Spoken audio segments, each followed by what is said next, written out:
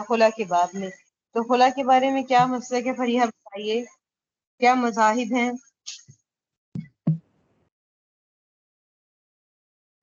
خلا خلا کے اس میں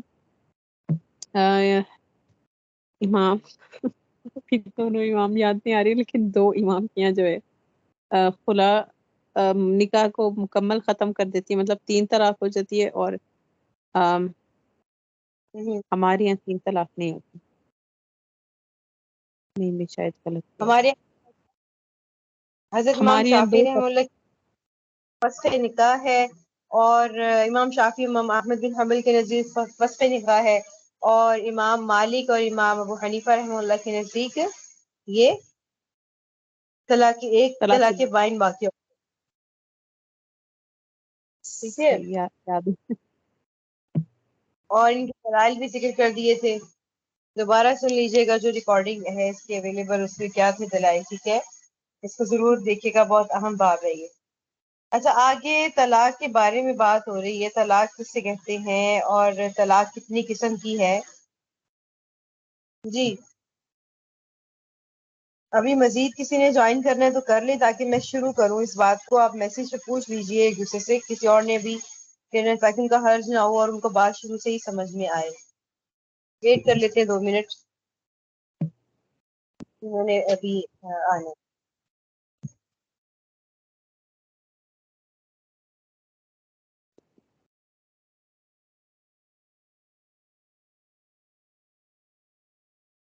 جی چلے، ریکارڈنگ تو ہوگی، لیکن جو کلاس میں لائیو آنا چاہتے ہیں تو ان کے لیے تو یہ ہے کہ وہ ان کو بات شروع سے سمجھ میں آئے. اچھا یہ دیکھیے، اب پہلے ہم نے حدیث شریف پڑھ لی تھی، دوبارہ پڑھ لیتے ہیں. وعن عبداللہ بن عمر انہ طلق امرأته وله وهي حائض فذكر عمر لرسول الله صلى الله عليه وسلم فتغيظ فيه رسول الله صلى الله عليه وسلم ثم قال ليراجعها ثم يمسكها حتى تطهر ثم تحيض فتنظر وإن بدأ له أن يطلقها فليطلقها طاهرا قبل أن فتلك العدة التي أمر الله أن تطلق لها النساء. وفي رواية مره فليراجعها ثم يطلقها طاهرا أو حاملا. حضرت عبداللہ بن عمر رضی اللہ عنہ سے روایت ہے کہ انہوں نے اپنی بیوی کو حیض کی حالت میں طلاق دی. حضرت عمر رضی اللہ عنہ نے رسول صلی اللہ علیہ وسلم کے پاس ذکر کیا. آپ صلی اللہ علیہ وسلم نے اس فیض سے ناراض ہوئے، فرمایا عبداللہ اس عورت سے رجوع کر لے، پھر اس عورت کو اپنے پاس رکھے یہاں تک کہ وہ پاک ہو، پھر حائضہ ہو، پھر پاک ہو، پھر اگر طلاق دینا چاہے طہر کی حالت میں طلاق دے، پہلے اس سے کہ صحبت کرے. یہ ہے عدت جس کا اللہ نے حکم فرمایا کہ اس عدت میں طلاق دی جائے. ایک روایت میں ہے کہ حضرت عمر رضی اللہ عنہ کو فرمایا حکم کر عبداللہ کو کس کے ساتھ رجوع کرے، پھر اس کو طہر کی حالت میں طلاق دے. اب یہاں پر پہلے دیکھ لیں، طلق امرأته، طلق تطلیق سے ہے، جیسے سلم یسلم تسلیما، اسی طلق یطلق تطلیقا. تو طلاق کا معنی لغت میں کیا ہے؟ لغت میں طلاق کا معنی کیا ہے؟ حل قید حسی او معنوی، ظاہری یا معنوی بندھن کے کھولنے کا نام طلاق ہے. ظاہری یا معنوی کہتے ہیں جو نظر نہیں آ رہا، کسی وجہ سے اس میں اس بندھن کو کھولا جا رہا ہے، اس بندھن کے کھولنے کا نام کیا ہے؟ طلاق ہے. قید ظاہری کی مثال جیسے کسی کے پاؤں میں زنجیریں ڈالی جاتی ہیں، اس سے اس کو آزاد کرنے کے لیے طلقہ کا لفظ استعمال کریں گے. اور قید معنوی کون سی ہے؟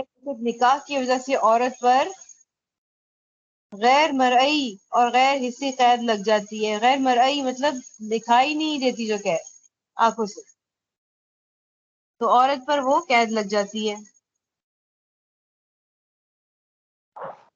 فقہاء کرام کی اصطلاح میں طلاق کی تعریف اس طرح ہے کہ الطلاق ازالۃ النکاح او نقص حلہ، مطلب نکاح کی قید کو بالکل زائل کر دینا یا پھر اس کے حلت کو کم کر دینا. نقص हिल्लिही, नक्स हिल्लिही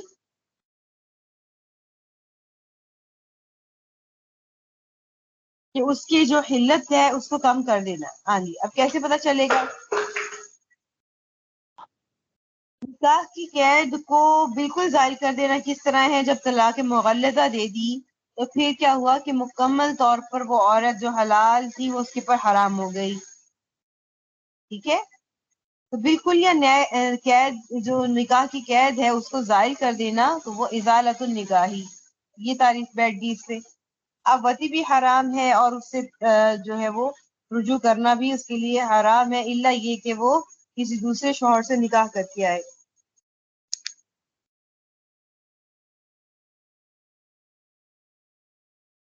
और निकाह की हिल्लत में तलाक की वजह से जो है वो कमी आती है। वो कैसे कमी आती है कि तलाकों का मतलब क्या है? और जो तलाक की रजाई देता है, तलाक की रजाई में जो तलाक की हिल्लत है उसमें कमी आ गई, नुकसान हो गया। यानी वती करना जायज है औरत के साथ, लेकिन रुजू करने के बाद। ठीक है, तो ये थोड़ा हिल्लत में कुछ कमी आ गई। और दूसरी बात है कि आइंदा के लिए उस मर्द को 2 तलाकों की का इख्तियार होगा, यानी 3 तलाकों का जो इख्तियार था उसमें से 1 तलाक उसने दे दी, तलाक रजई, तो अब उसको 2 तलाकों का पूरी जिंदगी भर उसको इख्तियार रहेगा। और इसी वजह से इसको फिर नक्स हिल्ली, यानी हिल्लत जो उसकी हलाल होना है उसमें कमी होना है। ठीक है, इस लिहाज से।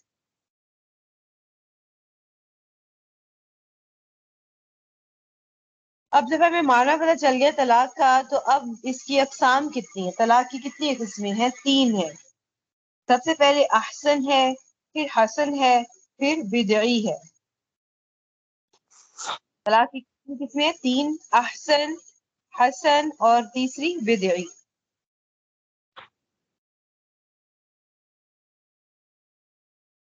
अहसन, ठहरिए जरा, मेरी कॉल आ रही है।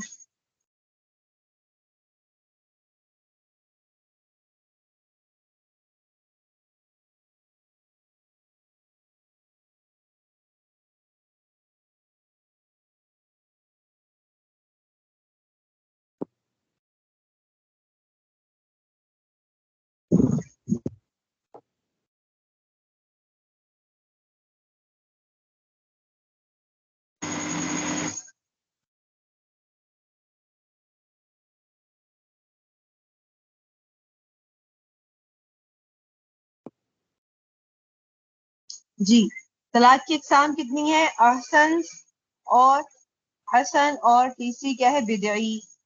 तलाक की अहसन क्या है कि एक अदद तलाक तोहर में दे,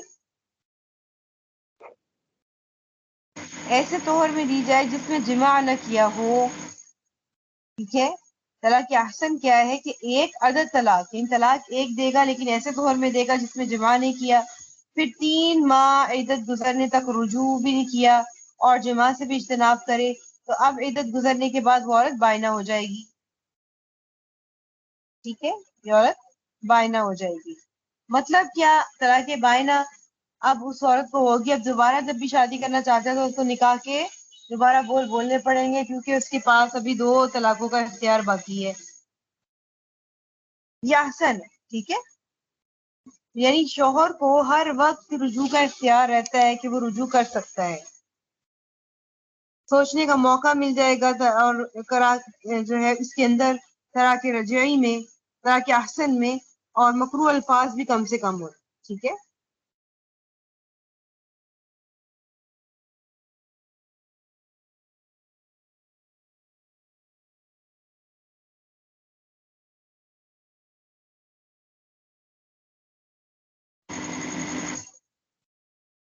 जी। तो अब ये अहसन है तलाक।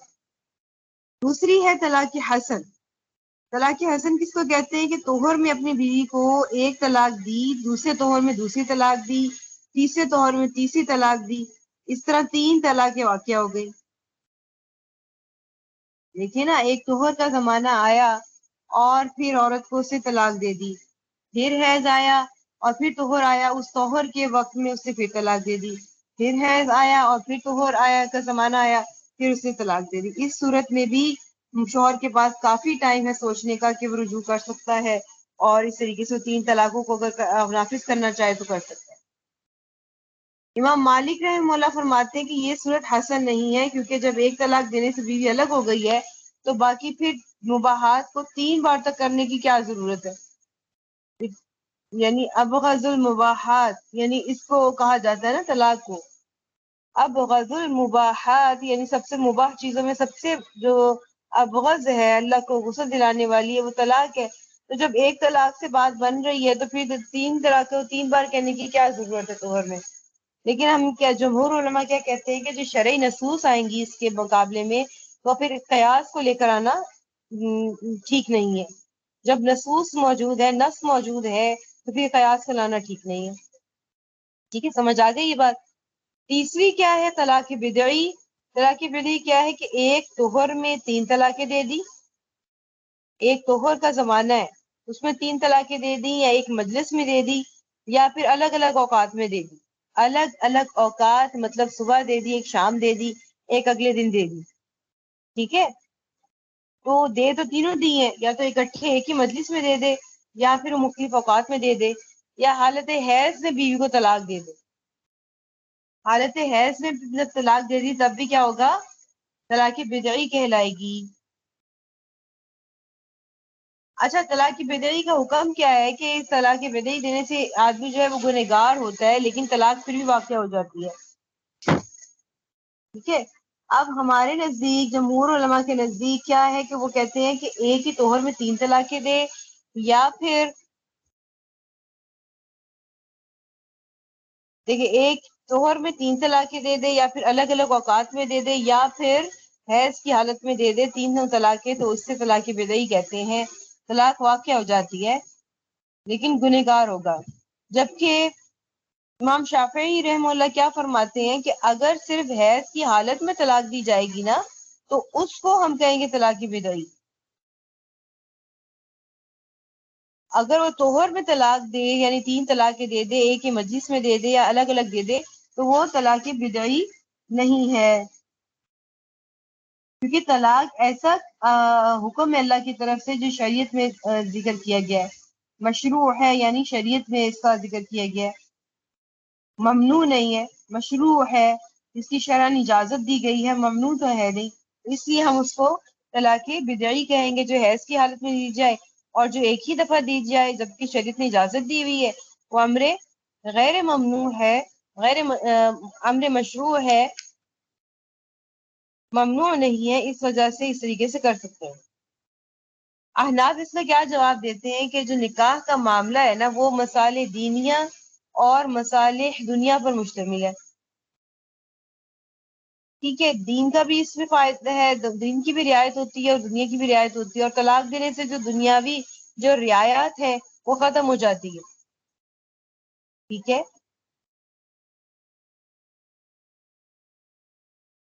تو طلاق جو ہے وہ شدید مجبوری کے وقت دینا چاہیے،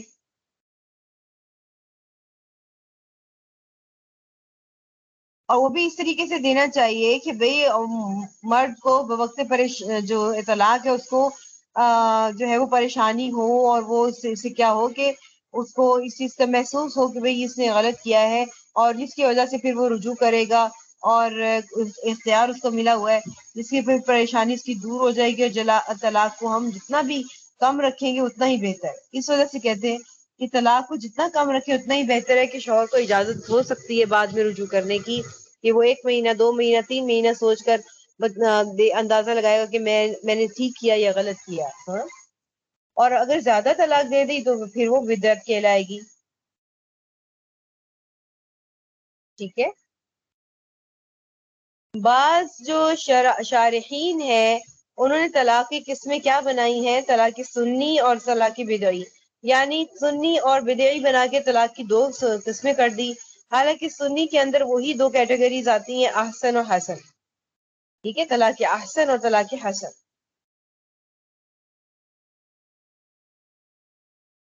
اب یہاں پر فتغیظ رسول صلی اللہ علیہ وسلم اس میں غصہ ہوئے کہ حالت حیض میں طلاق دینا حرام ہے، کیونکہ یہ بالاجماع جو ہے وہ گناہ اور بدعت ہے. اور آپ دیکھیں گے کہ ائمہ اربعہ اور سلف صالحین میں سے کوئی بھی کسی بھی قسم کا اس میں اختلاف نہیں ہے کہ اگر حالت حیض میں اگر طلاق دی تو طلاق واقع نہیں ہوگی. کیونکہ غیر مقلدین کا جو مسلک ہے وہ یہی ہے اس بارے میں کہ حالت حیض میں طلاق دے گی تو طلاق واقع نہیں ہوگی، طلاق دی جائے گی تو طلاق واقع نہیں ہوگی.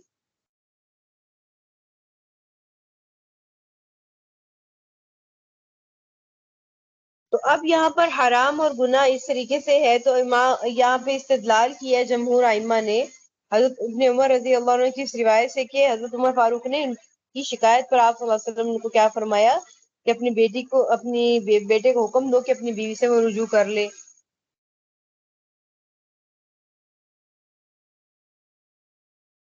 تو اب مرہو فلیراجعھا، اس کا مطلب ہے حیض کی حالت میں طلاق پڑ گئی، اسی وجہ سے اللہ کے رسول نے فرمایا نا کہ اس کے ساتھ رجوع کر لو.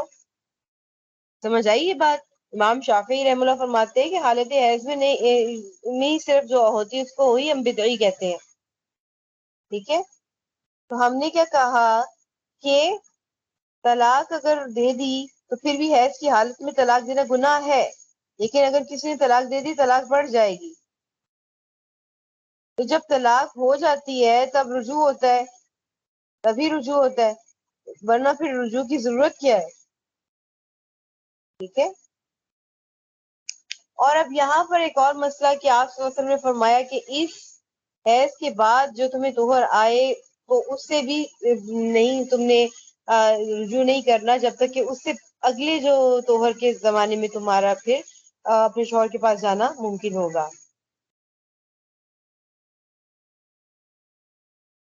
اچھا، تو اس میں حیض کے متعلق جو طہر ہے اس میں طلاق دینے کی بجائے آپ صلی اللہ علیہ وسلم نے یہ فرمایا نا کہ حیض کے بعد جو طہر آئے گا اس میں طلاق دے دے. اس کی حکمت کیا بتائی گئی ہے؟ اور علماء کرام نے یہ بتایا ہے کہ اس تاخیر سے شوہر کا ارادہ طلاق بھی بدل سکتا ہے یا مؤخر ہو سکتا ہے. ٹھیک ہے، یا کوئی اس کی جو ہے وہ اس کو سمجھا سکتا ہے کہ تم نے طلاق دینے میں جلدی کی، عورت تو حیض کی حالت میں تھی. اس لیے اب تنبیہ کے طور پر بھی یہ ہو سکتا ہے کہ آپ صلی اللہ علیہ وسلم نے خاص ان کو کہا کہ یہ والا جو طہر ہے وہ طہر نہیں ہے تمہارا وہ والا طہر ہوگا جو اس حیض کے بعد پھر حیض آئے گا اور پھر طہر ہوگا، تو اس طہر کو ہم شمار کریں گے. یہ بطور تنبیہ کے بھی ہو سکتا ہے کہ ان کو نصیحت کرنے کے لیے کہ آئندہ اس طرح کا نہ کریں، یہ بہت ہی غلط فعل ہے. ٹھیک ہے، سمجھ آ گئی اس بارے میں؟ کوئی سوال ہے تو پوچھ لیجئے.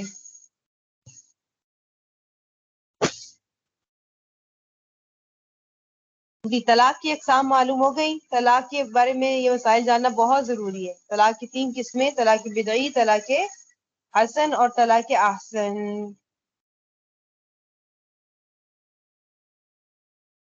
جی فریحہ، دیکھتے ہیں آپ لوگ کتنے ایکٹیو ہے کہ طلاق حسن کس کو کہتے ہیں. طلاق حسن معلومات طلاق حسن اس کو کہتے ہیں کہ بندہ مطلب تین مرتبہ نہیں، مطلب وہ ایک طلاق دے پھر دوسری دے پھر تیسری دے، اس طرح سے. نہیں تیسری نہیں ہوتی اس میں کچھ گڑبڑ. ہر طہر میں طلاق دی. ہر مطلب طہر ایک طہر میں ایک طلاق دی، ایک پھر دوسرے طہر میں دوسری، اور تیسرے دیکھیں نا طہر میں طہر تیسری. کا جو موقع ہے، تو مطلب عورت 3 کو اس نے دی حیض لیکن آئے. ساری طہر نہیں دی ہیں. دیکھیں کس طریقے سے طہر بن رہا ہے. عورت کو حیض آئے، پھر طہر ہوا، اس طہر کے زمانے میں طلاق دے دی. پھر عورت کو اگلے مہینے حیض آئے اور حیض کے بعد پھر طہر کا زمانہ آیا، اس طہر میں اگلی طلاق دے دی. سوچنے کا درمیان میں ٹائم ملا ہوا تھا نا، سوچ سکتا تھا، رجوع کر سکتا تھا، لیکن اس کا نیت تھی کہ نہیں میں نے نہیں رجوع کرنا. پھر اس کے طہر کے زمانے میں سے پھر طلاق دی. اچھا، اس کے بعد پھر عورت کو حیض آیا، پھر ٹائم ملا ہوا تھا اس کو سوچنے کا کہ گھر بس جائے، بچوں کی وجہ سے چلو سیکریفائس کر لیتے ہیں اپنی خواہشات کو اور برداشت کر لیتے ہیں اس عورت کو، یا پھر اس طریقے سے آپ معاملہ طے پا جائے، مرد سوچ لے، تو پھر اگر اس نے پھر کس میں رجوع کر سکتا ہے وہ طہر پھر طلاق اگر دینا چاہے اور نہیں بن پا رہی تو پھر وہ طہر کے اندر طلاق دے گا. اس طریقے سے اس کو 3 جو ہے وہ طلاقی پہ ہو جائے گی. ٹھیک ہے. جی اہل نعمان آپ بتائیے طلاق احسن کیا ہے؟ احسن نہیں ہے کہ ایک عدد طلاق مطلب توہر میں دے دی اور پھر جو ہے وہ 3 ماہ مطلب عدت گزر جانے تک رجوع اور جماع نہ کرے، تو عدت گزرنے پر جو ہے وہ عورت بائنہ ہو جائے گی. جی پہلے طلاق جب رجعی بائنہ ہو چل جائے گی رہی مطلب یعنی کہ اس کو طلاق ہو جائے گی، یہ کہنا تھی چاہیں. جو بات دیکھیے نا، اب عورت کو اس نے طلاق رجعی دی اور وہ عدت گزار رہی تھی شوہر کے گھر میں ہی، تو اب وہ شوہر نہیں اس کے ساتھ رہنا چاہتا تھا. اس نے اس کی عدت کے 3 ماہ 3 حیض اس نے گزار دیے، اس نے رجوع نہیں کیا. اب رجوع نہیں کیا تو اب اس عورت کو طلاق بائنہ ہو گئی. وہ طلاق رجعی نہیں رہی، وہ طلاق عدت مکمل ہوتے ہی طلاق بائنہ بن گئی. ایک طلاق بائنہ اس عورت کو پڑ گئی. اس کا مطلب ہے کہ ابھی تک مرد کو 2 طلاقوں کا اختیار باقی ہے.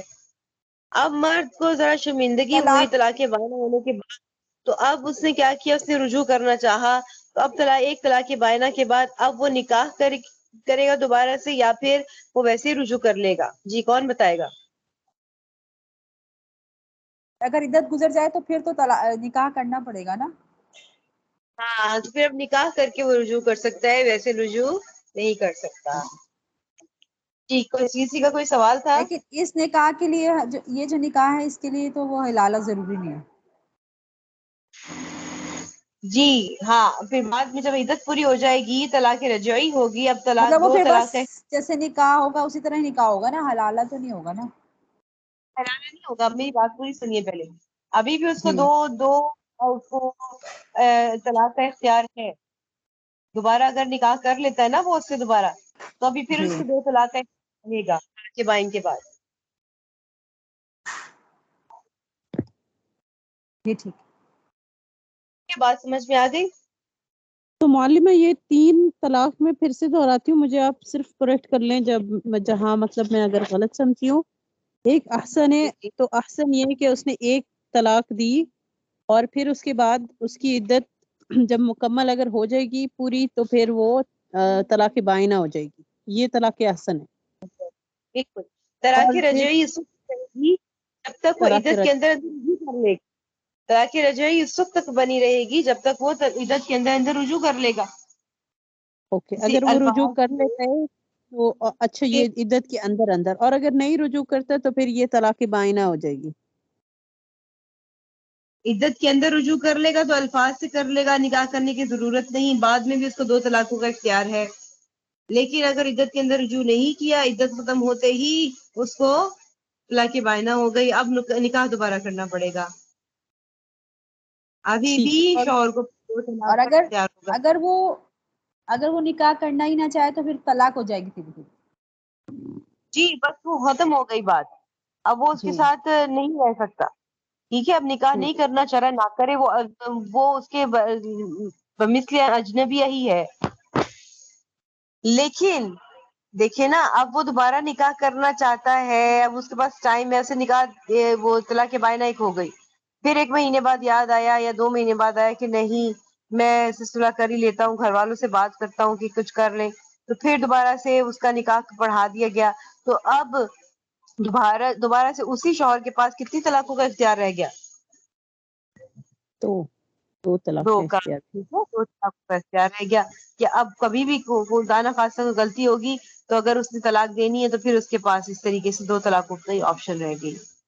پھر وہ یہ کرے گا تو پھر 1 طلاق کی آپشن رہ جائے گی. پھر وہ یہ کرے گا مولانا خاصہ تو اس طریقے سے بھی. اب یہ آپ یہ خود سوچیں کہ اسلام نے کتنی آسانی کر دی، کتنا لمبا پیریڈ اس کو دے دیا میاں بیوی کو ایک دوسرے کو سمجھنے کے لیے اور صلح صفائی پہ آنے کے لیے. کتنی گہرائی ہے اسلام کے احکامات کے اندر.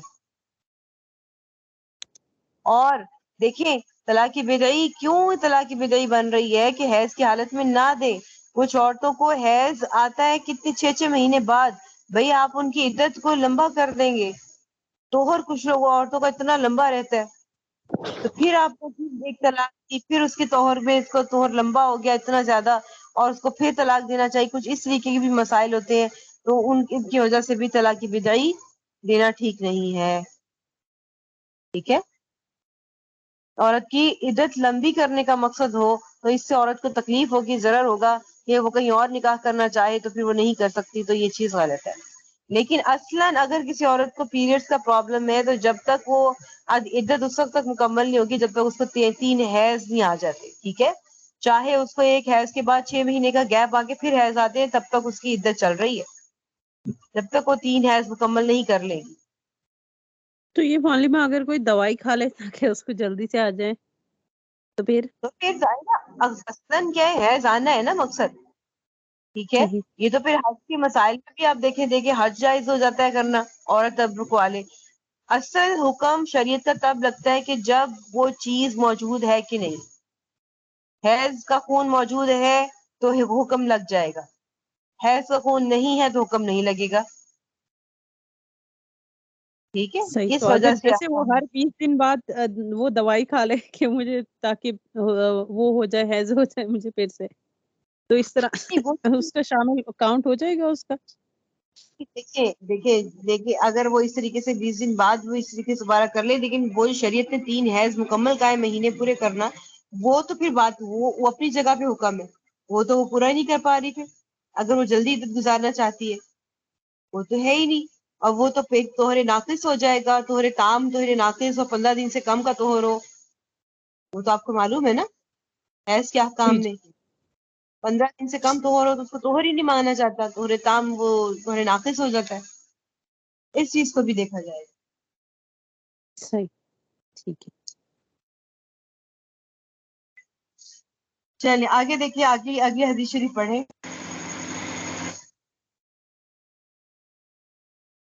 ہاں. بسم اللہ الرحمن الرحیم. ایک منٹ میں کھولتی ہوں. بسم الله الرحمن الرحيم. وعن عائشة رضي الله عنها قالت خيرنا رسول الله صلى الله عليه وسلم فاخترنا الله ورسوله فلم يعد ذلك علينا شيئا. متفق عليه. عائشہ رضی اللہ عنہ سے مروی ہے کہ رسول اللہ صلی اللہ علیہ وسلم نے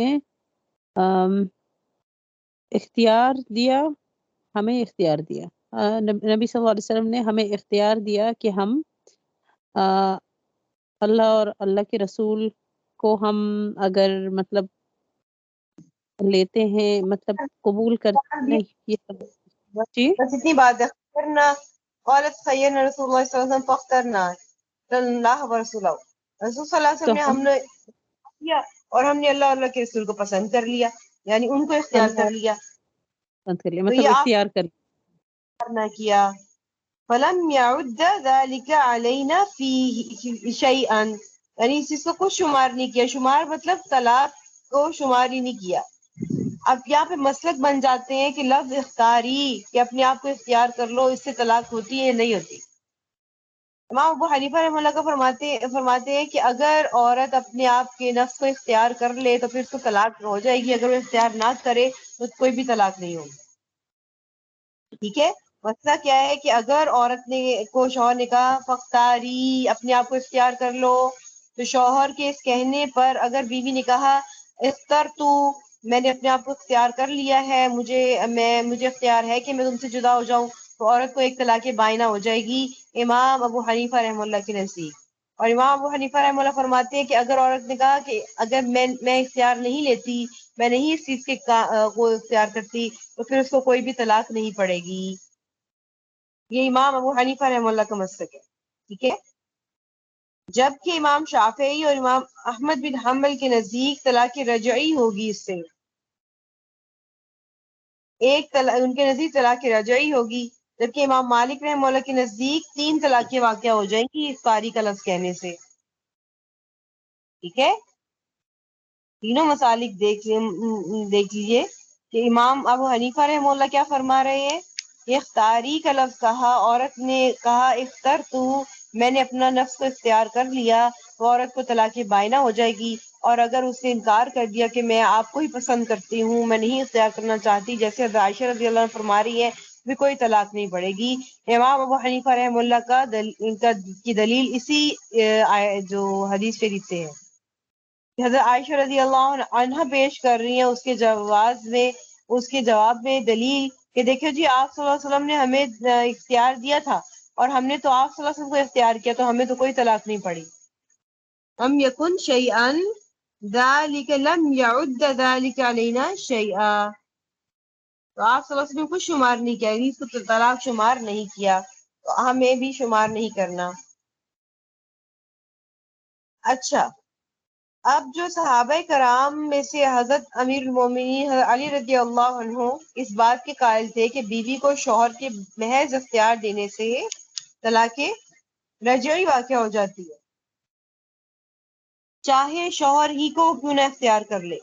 شوہر نے کہا اختیاری اپنے آپ کو اختیار کر لو. اب عورت کہتی ہے کہ میں اختیار نہیں کرتی, اس صورت میں بھی حضرت علی رضی اللہ عنہ فرماتے ہیں کہ ایک طلاق رجعی ہو گئی ہے. بس یہ الفاظ کہنے کی دیر تھی, عورت اس کو اختیار کرے یا نہ کرے اس کو طلاق رجعی ہو گئی. جبکہ حضرت زید بن ثابت رضی اللہ عنہ اس بات کے قائل تھے کہ ایک طلاق بائن واقع ہوتی ہے. ٹھیک ہے, یہ صحابہ کے اندر اختلاف آ رہا ہے. تو حضرت عائشہ رضی اللہ عنہ نے ان دونوں حضرات کے اقوال کی تردید میں یہ والی بات پیش کی, حدیث پیش کی کہ شوہر کے محض اختیار دینے سے کوئی بھی طلاق واقع نہیں ہوتی. ٹھیک ہے, سمجھ آ گئی یہ بات آپ کو؟ کیونکہ یہ تو طلاق یہ بائن وہ ساری صحابہ کا ڈفرنس اس بات پہ تھا کہ وہ جو بھی جواب دیتی ہے, ایک صحابی کا حضرت علی کا یہ تھا کہ وہ طلاق رجعی ہوگی, اور دوسرے صحابی کا یہ تھا کہ وہ طلاق بائن ہوگی, اور پھر بائن حضرت ہوگی. عائشہ نے پھر یہ بات بتا دی کہ اس میں یہ بات دونوں میں سے کوئی بھی نہیں ہے. کوئی بھی نہیں, یعنی کوئی بھی طلاق واقع نہیں ہوگی. ٹھیک ہے. اچھا, طلاق بائن کیوں کہا امام حنیفہ رحمہ اللہ نے؟ کیونکہ طلاق رجعی میں واضح الفاظ طلاق کے استعمال ہوتے ہیں. یہ بھی ہم پڑھیں گے کہ الفاظ کیا ہوتے ہیں طلاق کے. اور طلاق جو بائنہ ہے اس میں کنایا الفاظ کو استعمال کیا جاتا ہے. ان کنایا الفاظ میں یہ بھی ہے اختیاری کا لفظ. اب دیکھیں نا, کنایا کیا ہوتا ہے کہ جس کے ایک سے زیادہ مطلب ہو, آپ کہنا کچھ اور چاہ رہے ہو, مطلب اس کو کچھ اور بھی نکلتا ہے. تو اختیاری میں یہ بھی ہو سکتا ہے کہ تم اس گھر کو اختیار کر لو, تم اس کچن کو اپنے لیے اختیار کر لو اور ادھر کھانا بنایا کرو, اور یا پھر تم اس کمرے کو اپنا پرسنل کمرہ اختیار کر لو. ٹھیک ہے, تو اس چیزوں کو کہتے ہیں کہ نہیں میں نے طلاق تو نہیں دی, میرا تو مقصد تھا کہ تم یہ لیپ ٹاپ اختیار کر لو, یہ تمہاری مرضی, تمہاری مرضی کہ تم اس کو لیتی ہو یا نہیں لیتی, اختیار کرتی ہو کہ نہیں کرتی, اپنے اس میں لاتی ہو کہ نہیں لاتی, اپنی ذات کے لیے پسند کرتی ہو کہ نہیں کرتی. تو یہ مطلب اس کے کچھ اور بھی بنتے ہیں. اس وجہ سے کنایا طلاق میں گہرائی ہے کہ احتیاط اسی میں ہی آتی ہے اس میں طلاق بائنہ دی جائے. ٹھیک ہے, کیونکہ یہاں پہ شوہر لائٹ لے رہا ہے اس کام کو کہ بھئی میں طلاق دے رہا ہوں اور نہیں دے رہا, تو اس وجہ سے شریعت نے اس لحاظ سے حکم سخت کر دیا, طلاق بائنہ ہوگی, نکاح کرو گے تو تمہارا جوڑ ہوگا. اس طریقے سے تو تم کچھ بھی کنایا الفاظ کہہ کے طلاق رجعی کرتے رہو گے, تو اس طرح تو تم کھیل تماشا بنا لو گے طلاق کے معاملے. ٹھیک ہے, تو طلاق رجعی میں ظاہری الفاظ ہیں اور طلاق جو بائنہ ہے اس میں کنایا الفاظ کو استعمال کیا جائے. اچھا معلوم ہے اس میں یہ کہ اگر عورت نے جواب دیا تو طلاق بائن ہوگی, ہاں کہ جی, میں یہی بات. میں نے اپنے آپ کو اختیار کر لیا. جی جی بالکل. اگر وہ جی چپ آگے رہے بھی کچھ بھی نہیں تو پھر کچھ نہیں ہوگا. بالکل صحیح ہے. اچھا, اب یہ اگلی بھی 2 حدیث پڑھ لیجئے تاکہ وہ ہمارا باب مکمل ہو جائے اور ہم اگلی بات پر چلے جائیں. پڑھیے ذرا.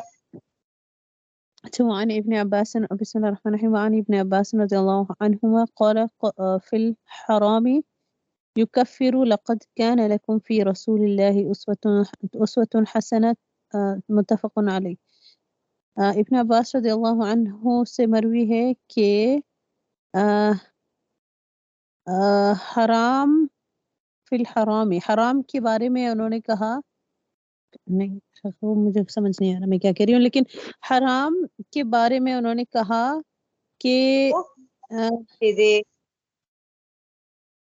نہیں معلوم ہے, یہ حدیث نہیں سمجھ. حرام کے بارے میں کفارہ دے دے اور تمہارے لیے اس میں رسول اللہ صلی اللہ علیہ وسلم کی پیروی کرنا اچھا ہے.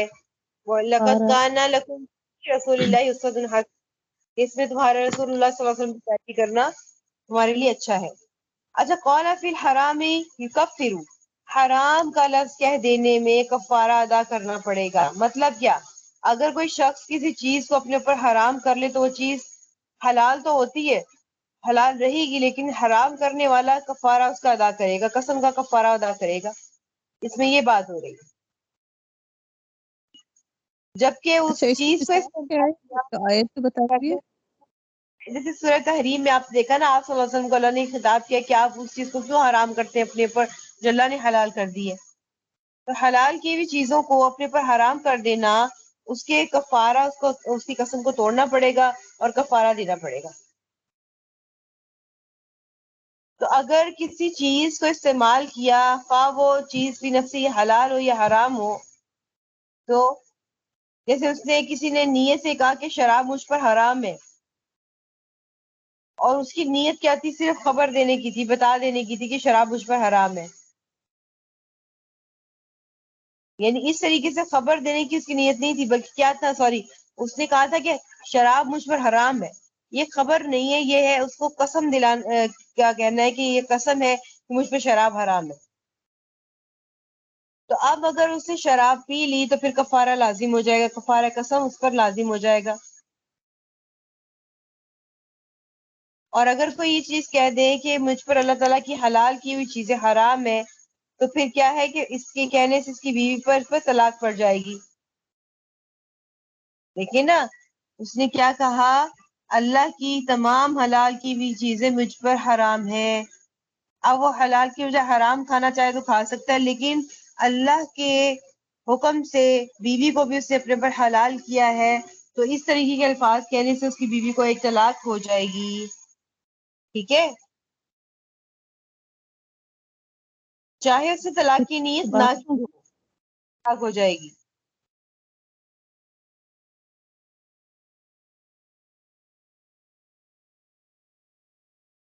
جی، تو اس یہ میں معلوم فائن ہوگی اگر اس طرح سے کہتا ہے. کیا ہوگی؟ یہ طرح کی بائن ہوگی اگر وہ اس طرح سے وہ کہتا ہے. طلاق بائنہ ہی ہوگی. ٹھیک. دیکھیں، اس نے کہا کہ میرے پر تمام حلال چیزیں حرام ہے، تو بیوی کو بھی حلال کیا، اس سے کیا ہوگا؟ اس کو طلاق بائنہ ہو جائے گی. تو ابن عباس رضی اللہ عنہ کا بھی یہی مسلک ہے، اور ائمہ احناف کا بھی اس بارے میں یہی مسلک ہے. اور یہ جو یہاں یہ فرمایا کہ لقد کان لکم فی رسول اللہ اسوۃ حسنہ، رسول اللہ صلی اللہ علیہ وسلم کی حیات میں جو ہے وہ تمہارے لیے پیروی ہے کہ تم اس سے پیروی کرو ان کی. میں نے وہی بتایا کہ سورہ تحریم کی جو آیت ہے، شروع کی ابتدا والی آیات، اس کے لحاظ سے بتایا جا رہا ہے کہ وہ آپ صلی اللہ علیہ وسلم کی پیروی کرنے کے لیے وہ کافی ہے، کہ اس نے بھی آپ صلی اللہ علیہ وسلم نے شہد کو اپنے اوپر حرام کر لیا تھا، ایک حلال چیز کو اپنے اوپر حرام کر لیا، اس وجہ سے قسم کا کفارہ دینا ہوگا اسے. اسی حوالے سے یہ والی آیت آ رہی ہے آگے، یہ مطلب اگلی حدیث اسی حوالے سے آپ کو اور زیادہ اچھی سمجھ آ جائے گی. پڑھیے اگلی حدیث. بسم الله الرحمن الرحيم. وعن عائشة رضي الله عنها أن النبي صلى الله عليه وسلم كان يمكث عند زينب بنت جحش وشرب عندها عسلا، فتواصيت أنا وحفصة رضي الله عنهما أن أيتنا دخل عليها النبي صلى الله عليه وسلم فلتقل إني أجد منك ريح مغافير، أكلت مغافير؟ فدخل على إحداهما فقالت له ذلك، فقال لا بأس، شربت عسلا عند زينب بنت جحش فلن أعود له، وقد حلفت لا تخبري بذلك أحدا، يبتغي مرضاة أزواجه. فنزلت يا أيها النبي لم تحرم ما أحل الله لك تبتغي مرضاة أزواجك. الآية متفق علیہ. عائشہ رضی اللہ عنہا سے مروی ہے کہ رسول اللہ صلی اللہ علیہ وسلم زینب بنت جحش کے پاس جب رہتے تھے تو ان کے پاس سے شہد پیا کرتے تھے، مطلب ان کے پاس شہد ہوتا تھا جو وہ پیتے تھے. تو میں نے اور حفصہ رضی اللہ عنہا نے طے کیا آپس میں، ہم نے مطلب پلان کیا آپس میں کہ وہ ہم دونوں میں سے جس کے پاس بھی آئیں گے تو ہم ان سے یہ کہیں گے کہ آپ کے پاس سے مغافیر کی اسمیل آ رہی ہے. تو یہ مغافیر شاید کوئی ایسی چیز تھی جو بدبودار چیز ہوتی تھی. تو ہم ان سے یہ کہیں گے کہ جی یہ جڑی بوٹی گوند کی طرح کی جو ہوتی ہے، جس طرح گوند ہوتی ہے چپکنے والی، اس طریقے سے مغافیر بھی ایک پودا تھا چپکنے والا. انہوں نے کہا کہ مغافیر ایک ایسا پودا ہے جس پہ یہ شہد کی مکھی بیٹھتی تھی، تو اس نے پھر وہ رس چوسا جس کی وجہ سے مغافیر کی بدبو آ رہی ہے آپ کے منہ مبارک سے. اچھا تو پھر مطلب اس طرح سے تو نبی صلی اللہ علیہ وسلم ان میں سے کسی ایک پر مطلب ان میں سے کسی ایک کے گھر پہ تشریف لے آئے یا ان کے پاس تشریف لے آئے، تو انہوں نے کہا ان سے یہ مطلب انہوں نے یہ بات ان سے کہی، تو پھر انہوں نے کہا کہ کوئی مسئلہ نہیں ہے، میں نے شہد پیا تھا زینب بنت جہش کے پاس، لیکن میں آئندہ کبھی نہیں پیوں گا. تو اس بات پر انہوں نے مطلب میں وعدہ کرتا ہوں کسی کو بتانا مت اس چیز کے بارے میں.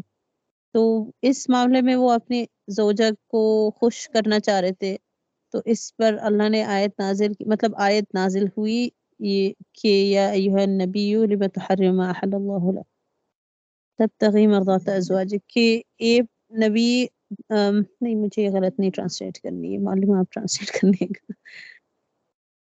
کیا ہے کہ بالکل بہت اچھی بات ہے، اللہ تعالیٰ آپ کے عمل میں اضافہ کرے. قرآن کی ترجمہ کرنے میں بہت احتیاط کرنی چاہیے، خود سے نہیں کرنی.